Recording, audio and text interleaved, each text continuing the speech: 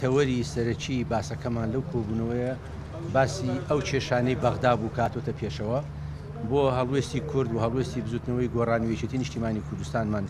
لەوێ تاوتوێ کردووە و ئێمە هەردوولامان هاوڕا بووین لەسەر چەند خاڵێکی گرنگ کە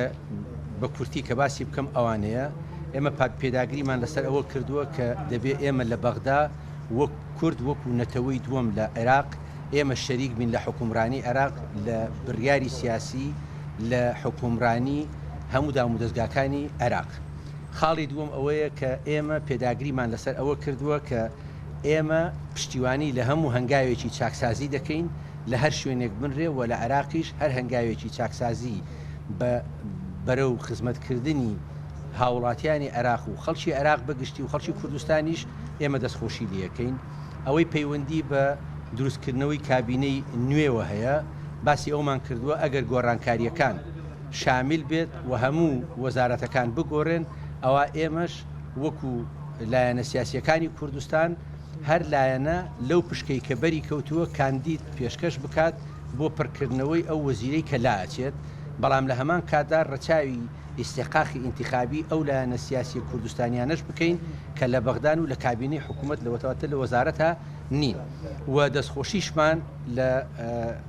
هەڵوێستی فراکسیۆنە کوردستانیەکانی بەغدا کردووە کە ئەوان لەوێ هەڵوێست بوون و یەکدەنگ بوون لە داخۆشیکردن لەسەر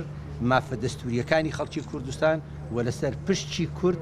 لە شەراکەتی ڕاستەقینە لە عێراق. ئێمە لەم کۆبوونەوە تاکیدمان کردەوە لەسەر پرەنسیپە ئەساسیەکان وەکو کاک شۆڕش وتی ئەو پرەنسیپانەی عێلاقی ئێمە وەکو کورد ڕێخاتەوە لەگەڵ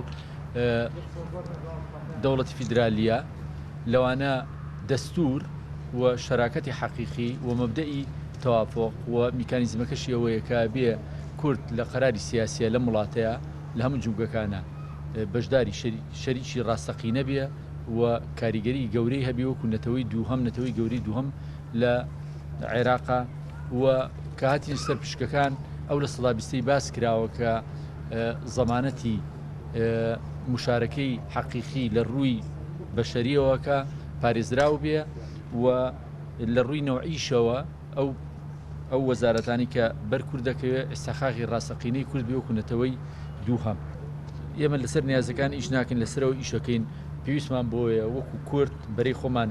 یەکگرتووکەین و قەرار بین و خیتاب بین و معامل لەگەڵ هەموو نیازێک بین بە هەرچی احتیمالی شەک.